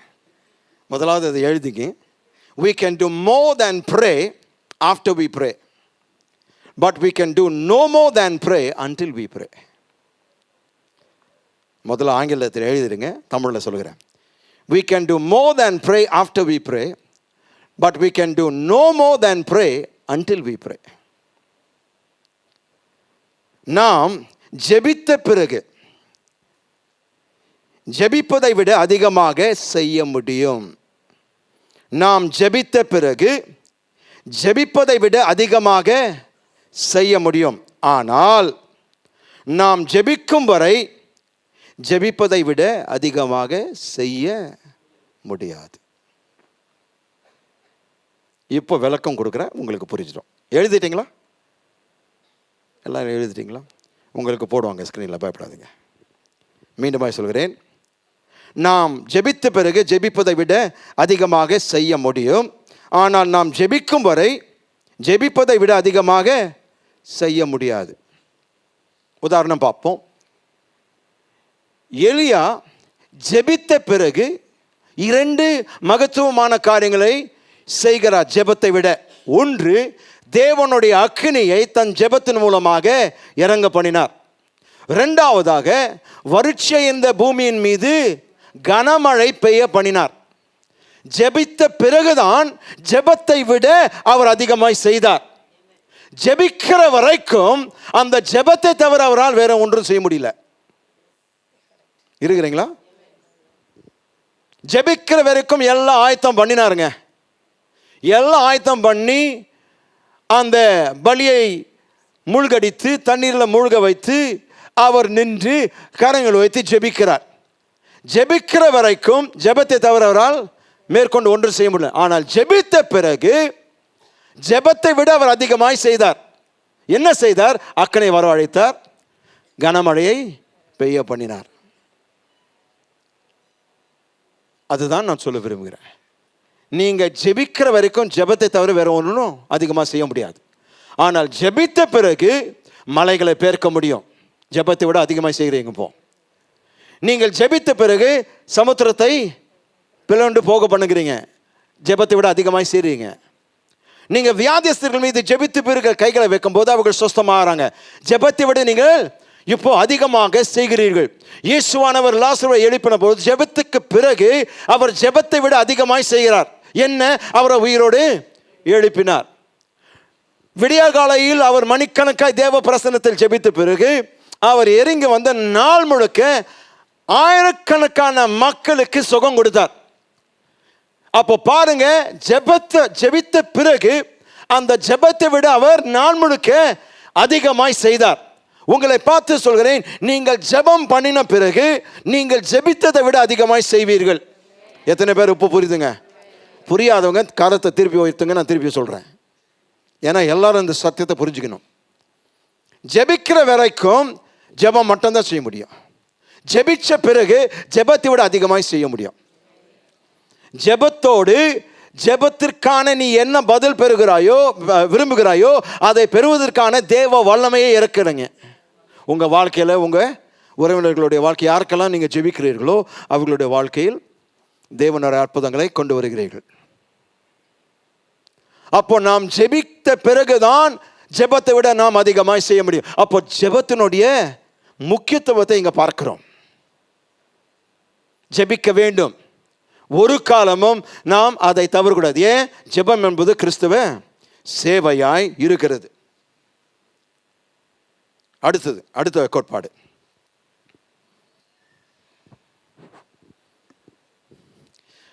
வியாதிப்பட்டவர்களுக்கு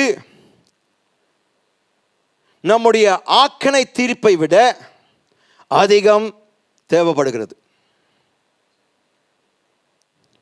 வியாதிப்பட்டவர்களுக்கு நம்முடைய ஆக்கினை தீர்ப்பை விட அதிகம் தேவைப்படுகிறது.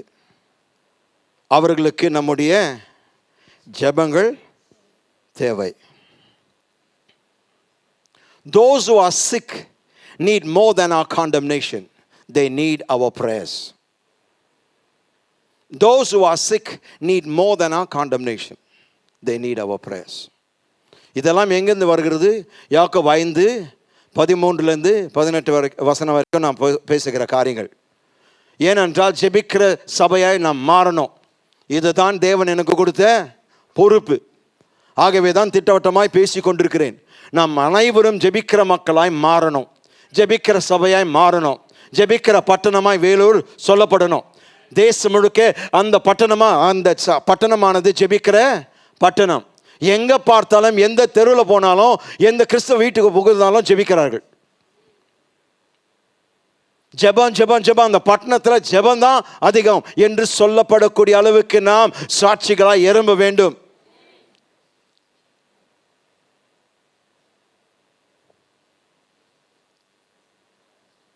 There is a requirement today. இன்றைக்கு என்னுடைய தேவை அதுதாங்க. வியாதிப்பட்டவர்கள் நம்முடைய ஆக்கனை தீர்ப்பு அவங்க தேவையில்லை. எனக்கு தெரியும், நீ உன்னையே வியாதி, நீ ஏதோ திலுமுழு பண்ணியிருக்கிற.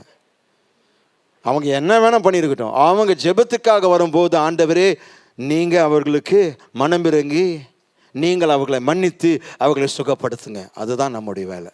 அவர்களுக்கு தேவை நம்முடைய ஆக்கனை தீர்ப்பல்ல, நம்முடைய ஜெபங்கள்.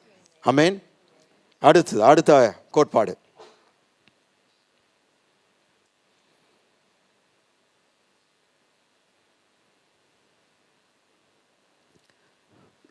குற்றங்களோடு இருக்கிறவர்கள்.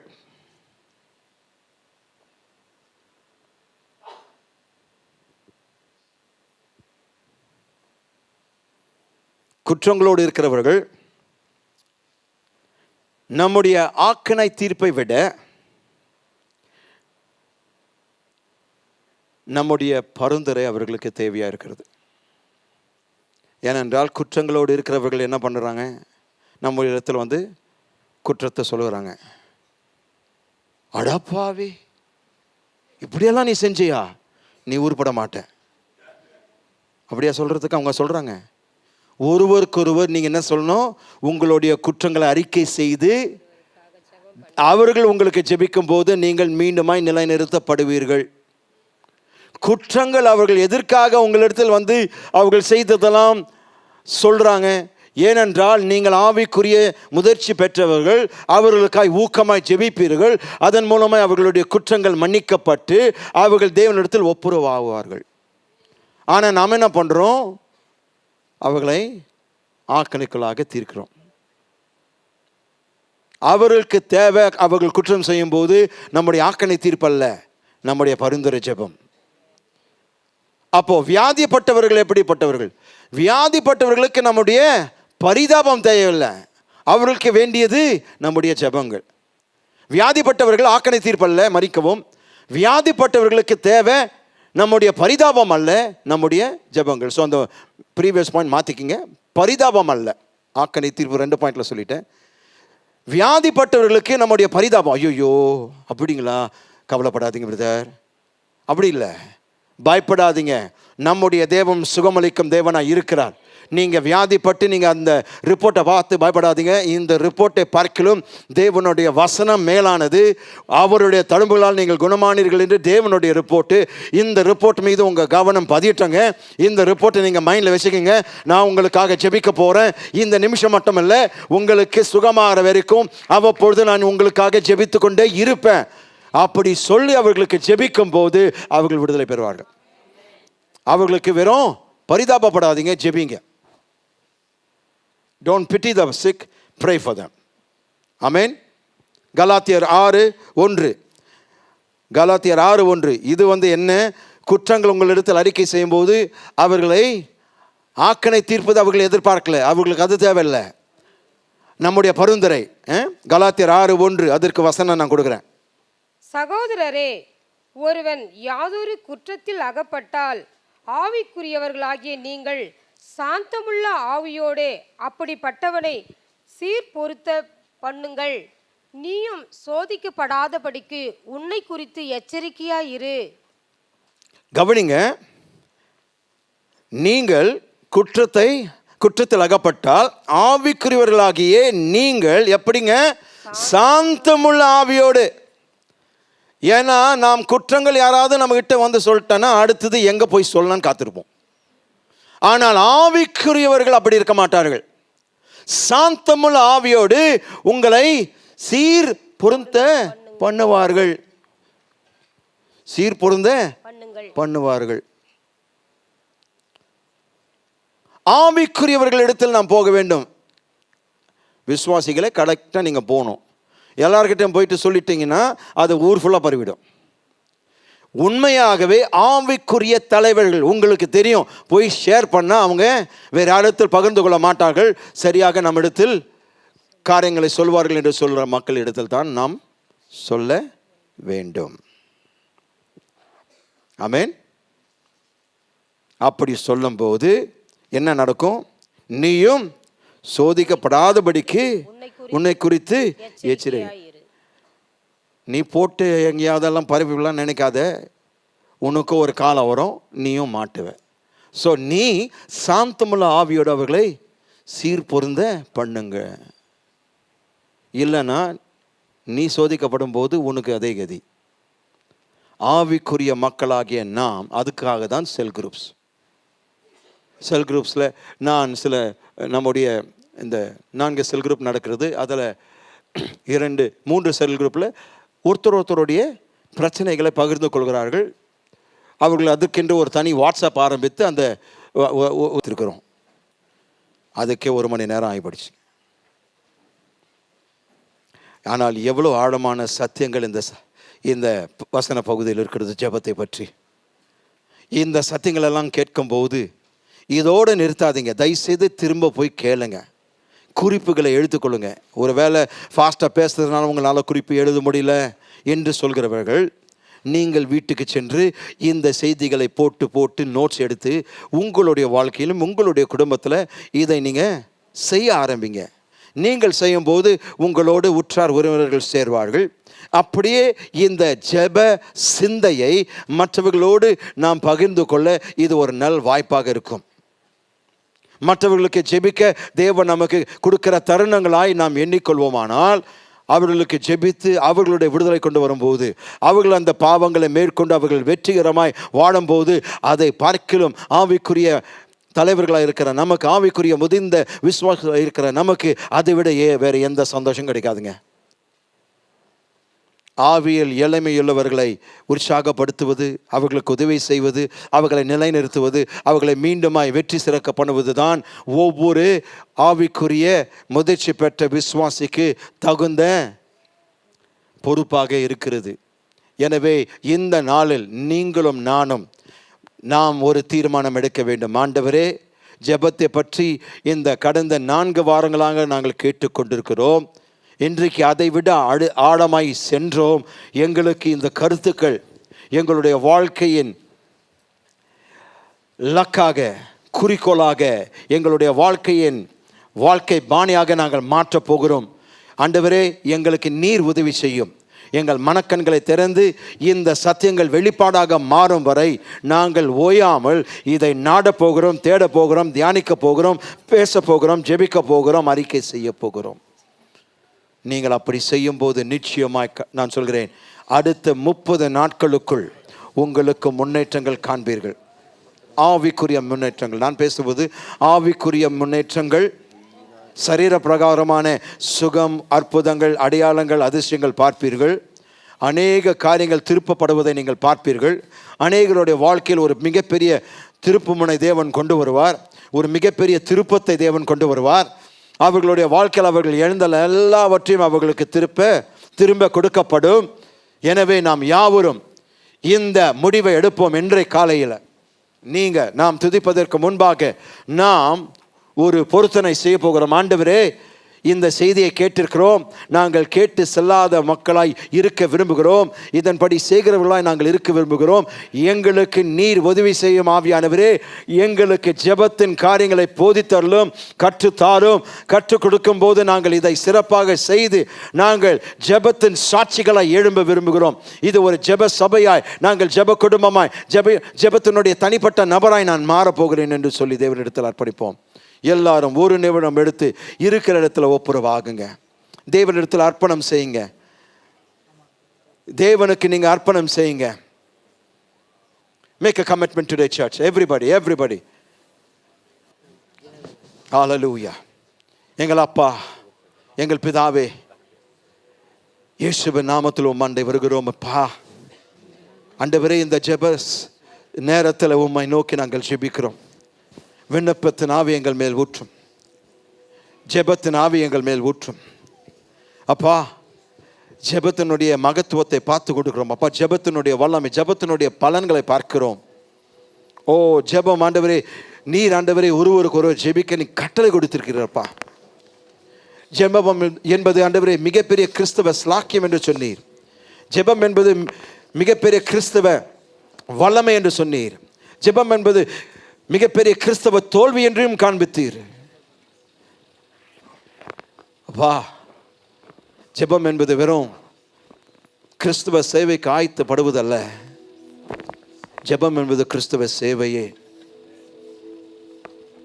வியாதிப்பட்டவர்களுக்கு கர்த்தாவே நம்முடைய பரிதாபம் தேவையில்ல, நம்முடைய ஜெபங்கள் தேவைப்படுது. ஆண்டவரே, என்னை அர்ப்பணிக்கிறேன்,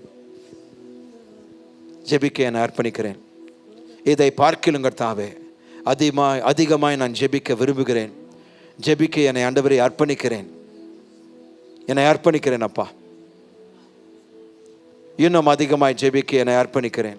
எனக்கு உதவி செய்யுங்க ஆண்டவரே. நான் செய்கின்ற இந்த அர்ப்பணத்தை கர்த்தாவே, நான் அதை ஆண்டவரே கட்டி காக்க, கடைப்பிடிக்க ஆவியானவரே எனக்கு உதவி செய்யும்.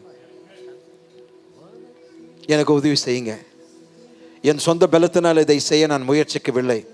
உம்முடைய உதவியை நான் கேட்கிறேன். உம்முடைய வல்லமை ஆண்டவரே நான் நோக்கி கேட்கிறேன். ஆவியானவர் எனக்கு உதவி செய்யுங்க. எனக்கு உதவி செய்யுங்கப்பா. ஆவியானவரே, உம்முடைய உதவியினால் அதை நிச்சயமாய் செய்ய முடியும். ஒரு ஜெப மனுஷனாய் நான் வாழ விரும்புகிறேன். ஜெபிக்கிற கிறிஸ்தவனாய் நான் இருக்க விரும்புகிறேன். அப்பா, என்னை ஜெபிக்கிறவனாய் மாற்றி அருளும். ஸ்தோத்திரம். ஜெபிக்கின்ற ஒவ்வொருத்தருக்கு ஆண்டவரே நீங்க செவி கொடுங்க. இப்பொழுது இந்த நேரத்தில் ஆண்டவரே அவர்கள் உமக்கு வாக்கு கொடுக்கிறார்களப்பா, நாங்கள் ஜெபிக்க போகிறோம், எங்களுக்கு உதவி செய்யுங்க, நாம் இதிலிருந்து விலகி போகாதபடிக்கு எங்களை காத்துக்கொள்ளுங்க என்று அவர்கள் ஜெபிக்கிற நேரத்தில் நீங்கள் செவி சாய்த்தரலும். ஒவ்வொருத்தரும் தயவுசெய்து ஜெபிங்க, அதை விட்டு விடாதீங்க. ஐயோ, நான் ஒரு வேலை செய்யலைன்னா நான் கடன்பட்டவனாய் மாறிடுவேனே, அதனால் ஃபஸ்ட்டு நான் எந்த பொருத்தனை பண்ணாமல் நான் செஞ்சு பார்க்குறேன். இல்லை, நான் சொல்கிறது ஆவியானவர்கிட்ட பலன் கேளுங்க, உதவி கேளுங்க, அவர் உங்களை செய்ய வைப்பார், செய்வதற்கு உதவி செய்வார். ஓ ஹல்லேலூயா. அப்பா, மை துதிக்கிறேனையா. ஆவியானவரே எங்களுக்கு உதவி செய்யுங்க. இது வரைக்கும் நாங்கள் ஜெபித்ததை பார்க்கல. இந்த நாள் முதற்கொண்டு அப்பா, நாளைக்கல்ல இன்றைக்கே நாங்கள் ஆரம்பிக்க போகிறோம். ஒருவேளை நான் இது வரைக்கும் 1 மணி நேரம் ஜெபித்து இருந்தால் ஆண்டவரே, 1 மணிக்கு மேலே நான் ஜெபிக்க போகிறேனப்பா. அது 70 நிமிஷமாக இருக்கலாம், 90 நிமிஷமாக இருக்கலாம். ஆனால் ஆண்டவரே, முன்பை விட நான் அதிகமாக ஜெபிக்க போகிறேன். ஏனென்றால் ஜெபத்தில் இவ்வளோ ஆசீர்வாதம் இருக்குமானால், ஜெபம் என்பது உம்மோடு பேச நீர் எனக்கு சிங்காசன அறைக்கு கொடுத்த அழைப்பப்பா. இதை காட்டிலும் ஒரு பிரமிக்கத்தக்கதான வெளிப்பாடு இந்த உலகத்திலே இருக்க முடியாதையா. நீர் எங்களுக்கு அழைப்பு கொடுத்தீர். நன்றி. எங்கள் அன்பின் பிதாவே, காலை ஆராதனைக்காக உமக்கு நன்றி செலுத்துகிறோம். நாங்கள் அர்ப்பணித்தோம் அப்பா, அது செய்து முடிக்க எங்களுக்கு நீர் தான் உதவி செய்யணும். எங்கள் சொந்த பலத்தில் இது செய்ய முடியாதப்பா. ஆனால் ஆண்டவரே, ஜெபிக்க விரும்புகிறோம், அதிகமாய் ஜெபிக்க விரும்புகிறோம். ஜெபிக்கிற சபையை அழைக்கப்பட விரும்புகிறோம். ஜெபிக்கிற மக்களை, ஜெபிக்கிற கிறிஸ்தவ குடும்பங்களாய் நாங்கள் அழைக்கப்பட விரும்புகிறோம். இது வரைக்கும் கர்த்தாவே, நாங்கள் வேதத்தை வாசித்திருக்கலாம், பாடல்களை கேட்டிருக்கலாம், பாடலை பாடியிருக்கலாம், ஆனால் ஜெபிப்பது மிக குறைவாக இருக்கலாம். அதை மாற்றுங்கப்பா. எந்த அளவுக்கு நான் வேதத்தை வாசிக்கிறேனோ, எந்த அளவுக்கு நான் பாடலை பாடுகிறேன், கேட்கிறேனோ, அந்த அளவுக்கு நான் ஜெபிக்கிறவனாய் மாற்றி அருளும். ஒவ்வொரு திருச்சபை மக்களுக்கு, எங்கே இருக்கிறவர்கள், ஆன்லைனில் இருக்கிறவர்களுக்காக நான் ஜெபிக்கிறேன். இந்த நாளில் அனுகிரகம் செய்வீராக. இப்படியாக ஜெபிக்க எங்களை அர்ப்பணிக்கிறோம். நீர் உதவி செய்து உங்களோட நாமத்தை மகிமைப்படுத்தும். தேவைகளோடு வந்திருக்கிற மக்களுக்காக ஜெபிக்கிறேன். இந்த வேளையிலப்பா, நீர் இறங்கி அவர்கள் வாழ்க்கையில் கிரியை செய்யும். இங்கே இருக்கிறவர்கள், ஆன்லைனில் இருக்கிறவர்கள் எல்லோருடைய தேவைகள் என்னதென்று நீர் அறிவீர். ஆவியானவரே, ஏற்ற தேவைகளை உம்முடைய வல்லமை கொண்டு இந்த நேரத்தில் நீர் அற்புதங்களை செய்யும். நாங்கள் ஜெபித்தால் நீர் அக்கினி எருக்குவீர் என்று சொன்னீரே, இறக்குங்கப்பா. உம்முடைய அக்கினி எருக்கி அவர்களுடைய ஆண்டவரே காரியங்களை சுட்டரித்து அவர்களுக்கு விடுதலை தாங்க. அவர்களுடைய பிரச்சனைகளை ஆண்டவரே அழித்து போடுங்க. அவர்களுடைய வியாதிகளை குணப்படுத்துங்க. அவர்களுடைய குற்றங்களை தயவாய் மன்னித்தருளும். அவர்களுடைய குறைபாடுகளை அகற்றிவிடும். உங்களுடைய நிறைவினால் அவர்களை நிரப்பும். இந்த சபையில் இருக்கிற ஒவ்வொருத்தருக்காக ஜெபிக்கிறேன். எல்லோரும் ஆண்டவரை மாற்றப்படுவார்களாக. இந்த சபையில் இருக்கிற ஒவ்வொரு விசுவாசிகள், ஆன்லைனில் பார்த்து கொண்டிருக்கிற ஒவ்வொரு விசுவாசிகளுடைய வாழ்க்கையிலும் குடும்பத்திலும் ஜெப ஆவி ஊற்றப்படுவதாக. விண்ணப்பத்தின் ஆவி, கிருபையின் ஆவி ஆண்டவரே அதிகமாய் ஊற்றப்படுவதாக. பலத்த அபிஷேகத்திற்குள் எங்களை கொண்டு போங்கப்பா. நாங்கள் ஜெபிக்கும் போது அக்கினி இறங்கட்டும். நாங்கள் ஜெபிக்கும் போது மழை பெய்யட்டும். நாங்கள் ஜெபிக்கும் போது ஜீவன் வரட்டும். நாங்கள் ஜெபிக்கும் போது கர்த்தர் இறங்குவாராக. தேவன் தாமே கிரியை செய்வீராக. ஓ ஹல்லேலூயா. இந்த நாளிலப்பா, பிரச்சனையோடு இருக்கிறவர்களை இயேசுவின் நாமத்தில் நாங்கள் விடுதலையாக்குகிறோம். அற்புதங்கள் ஒவ்வொருத்தருடைய வாழ்க்கையில் நிகழ்த்துங்கப்பா. நீர் செய்தபடினால் உமக்கு நன்றி. விசேஷமாக கர்த்தாவே, இந்த நாளிலும் வருகிற வாரத்திலும் பிறந்த நாள் மற்றும் ஆண்டவரே திருமண நாட்களை கொண்டாடுகிறவர்களுக்காக ஜெபிக்கிறேன். இந்த புதிய ஆண்டுக்காக உமக்கு நன்றி. தனிப்பட்டவர்களுக்கும் குடும்பமாக இருக்கிறவர்களுக்கும் இந்த புத்தாண்டு கர்த்தாவே புதுமையாக இருக்கட்டும். புதிய எண்ணெயினால் அவர்களை அபிஷேகம் பண்ணிடலும். அவர்களுடைய வாழ்க்கையில் கர்த்தாவே ஜெபத்திற்கு இடம் கொடுக்கிற ஆண்டாக இந்த ஆண்டு மாறட்டும். இது அவர்களுக்கு ஆண்டவரே ஒரு சூப்பர் நேச்சுரல் ஆண்டாக மாறட்டும். அற்புதங்கள் அதிசயங்கள் ஆண்டவரே வெடித்து கிளம்புகிற ஒரு ஆண்டாக இருக்கட்டும். அவர்கள் தேவனுடைய சம்பூர்ணத்தை பெற்று இந்த ஆண்டு முழுவதுமாக அவர்கள் ஆளுகை செய்யட்டும். ஆவிக்குரிய வல்லமை கொண்டு அவர்கள் ஆண்டவரை பூமியின் காரியங்கள் மீது அவர்கள் ஆளுகை செய்வார்களாக. எல்லா துதி கன மகிமையும் செலுத்தும் கர்த்தராகிய இயேசுவின் நாமத்தில் ஜெபிக்கிறோம் எங்கள் நல்ல பிதாவே. ஆமென், ஆமென். கர்த்தராகிய இயேசு கிறிஸ்துவின் கிருபையும் பிதாவாகிய தேவனுடைய அன்பும் பரிசுத்த ஆவியினுடைய அந்யோன்ய ஐக்கியம் இப்பொழுதும் எப்பொழுதும் உங்கள் அனைவரோடும் இருப்பதாக. ஆமென், ஆமென். ஹல்லேலூயா. கர்த்தருடைய ஆசீர்வாதத்தை நாம் அறிக்கை செய்வோம். எல்லோரும் ஆயத்தமாகுங்க. டிவி ஸ்க்ரீனில் அந்த வசனங்கள் போடப்படும். நாம் யாவரும் அறிக்கை செய்து இந்த ஆசீர்வாதத்தை பெற்றுக்கொள்வோம். ரெடிங்களா? கர்த்தர் என்னை ஆசீர்வதித்து என்னை காக்க கடவர். கர்த்தர் தம்முடைய முகத்தை என்மேல் பிரசன்னம் மன்னிக்குவோம். கர்த்தர் தம்முடைய முகத்தை என்மேல் பிரசன்னமாக்கி எனக்கு சமாதானம் கட்டளையிடுவார் என்பதே. ஆமென்.